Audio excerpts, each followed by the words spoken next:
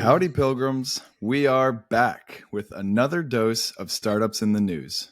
First up, we have 12 Labs, which announced a $50 million Series A co-led by NEA and Nvidia's Ventures. The company is building a video understanding platform driven by leading perceptual reasoning research. Next up, you'll hear about Workweek, hot off a $12.5 million Series A led by Next Coast Ventures. This company manages creators of widely popular business-related newsletters and podcasts and is launching a niche-focused networking platform for its audience base. And lastly, stick around for an update on Enveda, which secured a $55 million Series B2 to revolutionize drug discovery by combining ancient remedies with AI. This one's awesome. And the round included new investors like Microsoft and several others. So, partner, let's dive on into it. Here we go.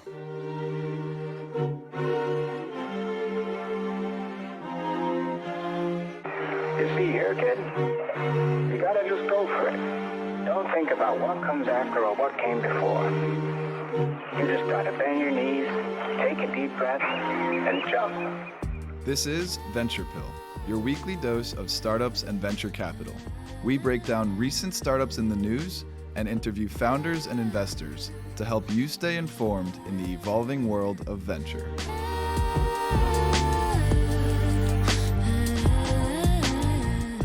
All right, first company of this week's dose, we have 12 Labs, which just announced a $50 million Series A co-led by NEA and Nvidia's Ventures, which is the first time, I think, in my memory at least, that we've covered them. And of recent note, today, as we record this, is the day that Nvidia became the most valuable company in the whole world, which is crazy. Clearly due to this investment. Yeah, took him over the top. Yeah. Anyway, the round also included participation from previous investors, which included Index Ventures, Radical Ventures, and some others. Yeah, and so let's get a little into the backstory here. Started about 3 years ago, 12 Labs has set out to build the best video understanding platform driven by leading perceptual reasoning research. A lot of big words. Let's dive into it a little bit more. They believe that AI systems need to learn from video to understand the world the way that humans do. And so double clicking even further into that, video most closely represents our multimodal reality, which LLMs presently are unable to parse.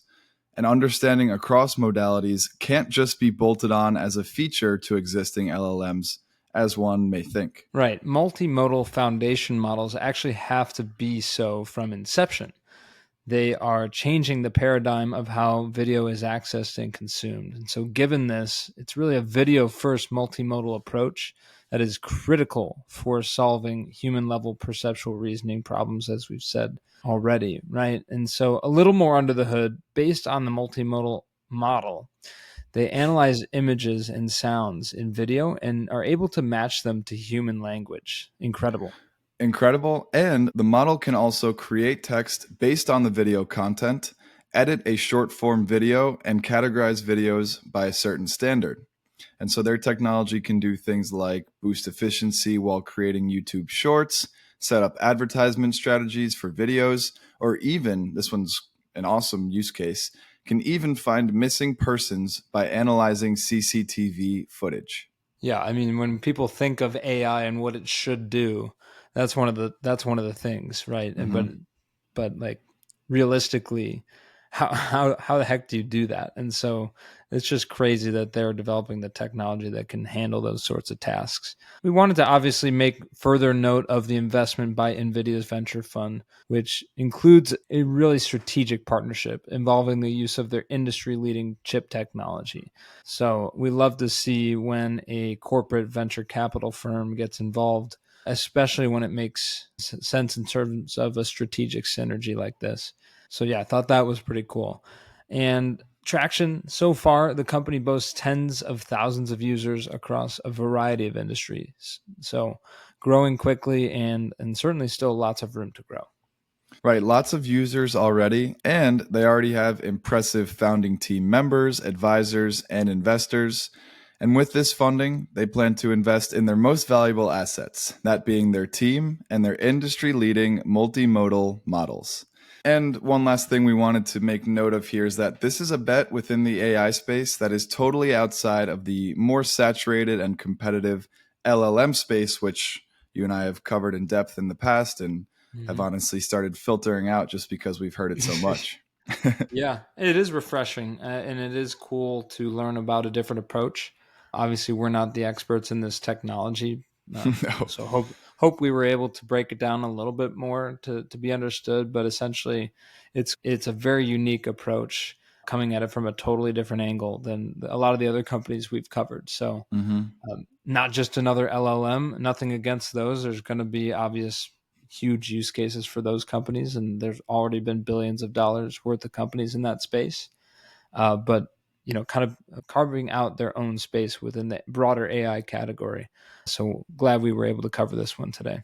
Tabs will be kept. Tabs will be kept.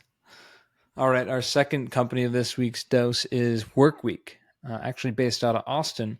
They announced a $12.5 million Series A led by Mike Smirklo of Next Coast Ventures. It also included participation from Lightshed Ventures and Declaration Capital. Now, Workweek was founded back in 2021 by Adam Ryan and some former colleagues at The Hustle, which was a media company started by Sam Parr, well-known podcaster for those in the pod spheres. My First Million. So that's a good podcast if you want to check that one out. Sam is in Austin, Adam's in Austin, seen them at some events as a side note. But today they have created and managed several category leading B2B or business to business newsletters and podcasts with leading industry experts such as Ari Murray, Heba Youssef, and Blake Madden. And so let's get a little deeper here, get into the founding story. We know y'all love a good story. Adam started Workweek to give creators of B2B content, which was traditionally content that lived in white papers or behind paywalls, full-time support to work independently. And so the model is meant to give writers and creators more support than they would typically receive if they wrote for an independent publishing platform, things like a salary and full-time benefits. On top of that, in addition to a salary, creators share cuts of revenue with Workweek across several business lines, including newsletter subscriptions, events, and e-commerce. Yeah. In addition, Workweek gives creators 25 days of PTO, 100% health insurance coverage, 120 days of parental leave to use within 1 year of childbirth, a 401k match plan, $500 annual stipend for home office needs, and more. So just to show they really care about, that's a lot. They care about their creators. They want to make it easy for them to do their jobs, not worry about the rest of that life stuff, and be secure. They also help creators launch their own companies if they choose. So if they've worked with Workweek for more than 3 years, Workweek commits to investing in those new startups of those creators, which again, just great set of benefits to work with Workweek. Yeah, this is awesome and novel approach to the creator independent B2B newsletter space, like to actually have such tangible benefits like that and the commitment to investing in a startup that you may start as long as you put your 3 years in, like that's awesome compared to the traditional model of working independently. And in that situation, probably no benefits, definitely no paid time off. This is a cool approach. I can see why creators are starting to flock to the platform. And so on that note, let's talk quickly about some traction. Currently, they have 49 full-time employees over at Workweek, which is up almost 5x since the 10 employees they had in 2021. And according to Ryan, their media business has been profitable for almost a year now, and membership revenues grew 280% last year. And this year, membership revenue is expected to 4x from last year. So building some momentum here. Love to see it. Yeah. A little more on the opportunity more broadly. More creators have shifted their focus to professional audiences over the past few years with recent monetization challenges in the industry. Not to mention, professional audiences are more likely to pay for content and subscriptions.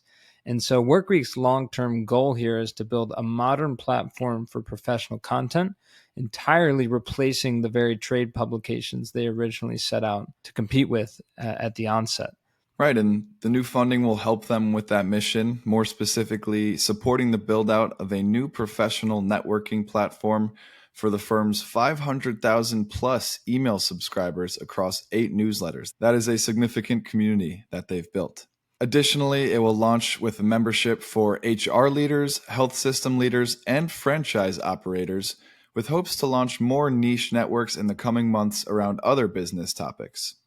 And so the networks are built specifically for professionals in a specific field, getting really granular with it, which helps members foster more meaningful and trustworthy interactions. Yeah, those are some pretty niche groups right there that I don't know of any networks, other than on LinkedIn, maybe a group, but nothing tailored and high quality. So that, I think, is the gap that they're looking to fill here for those groups. And we also want to mention they'll use funding as well to build a new marketplace of workplace productivity apps for professional members over the next few months. That'll include an existing analytics dashboard built by Workweek for members and more. So really just leaning into these professional networks, these niches, and taking advantage of that huge audience that you mentioned and what they've built so far to really monetize and provide more value to the readers as well as their creators. It's a great company here. Great company and aligned with the rising trend. It seems like we've been talking about newsletters a good amount over the past couple weeks and months, which just goes to show that there is, serious money, but on top of money, serious community building and engagement to be had within a powerful newsletter. Okay, and to wrap up this week's dose, we have Enveda, which just secured a $55 million Series B2 to revolutionize drug discovery by combining ancient remedies with artificial intelligence. The round included a whole slew of investors, some new ones like Microsoft and the Nature Conservancy, as well as existing investors like Jazz Venture Partners, Level Ventures, True Ventures, and many more. Yeah, so setting the scene a little bit here. For centuries, traditional remedies such as willow bark, which ultimately led to the development of aspirin by Bayer back in the 1800s, have played a critical role in medicine. Aspirin is just one example of medicine derived from natural sources. The World Health Organization actually estimates that roughly 40% of modern pharmaceutical products have roots in remedies used by our ancestors. Wow. Yeah, pretty cool. And with that said, scientists still estimate that they have discovered only a tiny fraction of natural chemical compounds that can be developed into powerful medicines. We got everything we need right here on this earth. And so a big part of why only a tiny fraction of natural compounds have been developed is partially due to the fact that identifying, isolating, and then testing molecules from nature is complex and more time-consuming than synthesizing new compounds in a lab would be. And so that sets the scene for why, in 2019, Viswa Kolaru, who was an early employee of Recursion Pharmaceuticals, which actually went public in 2021, started Enveda Biosciences, which is a biotech startup that leverages AI to streamline the discovery of new drugs from plant chemistry, revolutionizing a field that was traditionally marked by labor-intensive processes. An incredible application of AI technology here that we haven't really seen anything like so far. So I love this already. Their proprietary AI tech analyzes vast amounts of digital information regarding historic plant use across different cultures. The company's database has 38,000 medicinal plants linked to about 12,000 symptoms and diseases. That's insane. So you can already see where they're going and where we're going with this. Once Enveda's AI identifies plants with the highest likelihood of providing cures, the team gathers the materials and tests them using the company's lab and AI model. So again, that reduction in cost and time spent in the wrong areas is huge. Unlike traditional methods for studying individual molecules, Enveda's transformer model can decipher the chemical language, in quotes, of the entire sample. Wow, incredible. I'm actually fluent in the chemical language myself. Yeah. But no, yeah, as you said to start that latest breakdown there, this is one of the coolest uses of AI that comes to mind, at least in recent memory. And the startup's novel approach is starting to bear some fruit.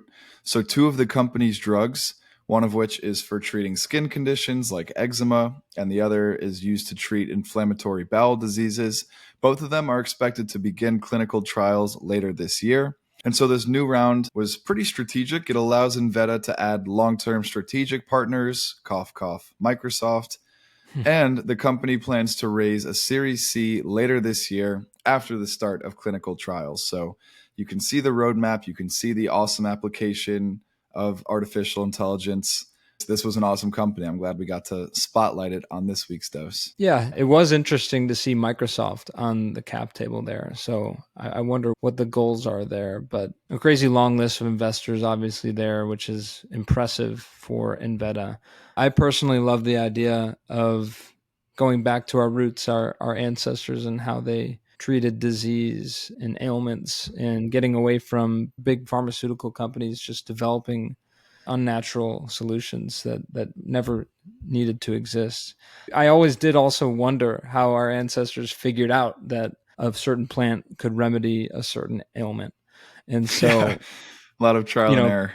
Credit to them over the years, but now we have an AI that can just vastly cut down on the time and energy and resources spent to find that out. So I'm super excited to see what kind of new drugs, new treatments that they can develop with this AI. Pretty awesome. Yeah, it's cool. It's like new treatments based on old remedies and plants that have been around since the beginning of time. It's a pretty cool thing to wrap your mind around, and just to make sure this doesn't get misinterpreted. Neither of us is anti-medicine, of course, but just the idea of being able to tap into the natural compounds within nature. Like, we're starting to see some of it with like mushrooms and psilocybin, medical marijuana as well, but that's just literally the tip of the iceberg. Like, there are so many other plants and materials out there in nature that can be used. And listen, sometimes the best cure is just a warm day on the beach. You know what I mean?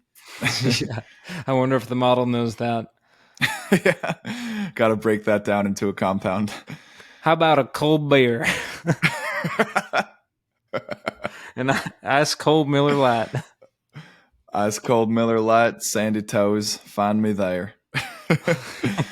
Silver bullet. That cures all. All right, partner. Yeah, this is going to be a great one. I know some of the pilgrims specifically will love to hear about Enveda, and that wraps up another great dose for this week, partner. Always a pleasure, and we appreciate the pilgrims out there for tuning in again. We'll catch you all next week. Y'all take care now. You hear? You heard. All right now.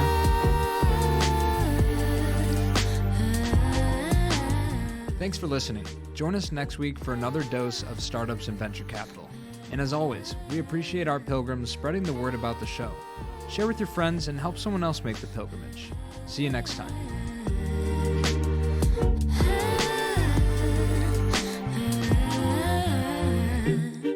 She told me that she only bumps my music when she's lonely. Thinks my vibe's a little low-key, okie dokie. That's alright, but wait, I don't know how to do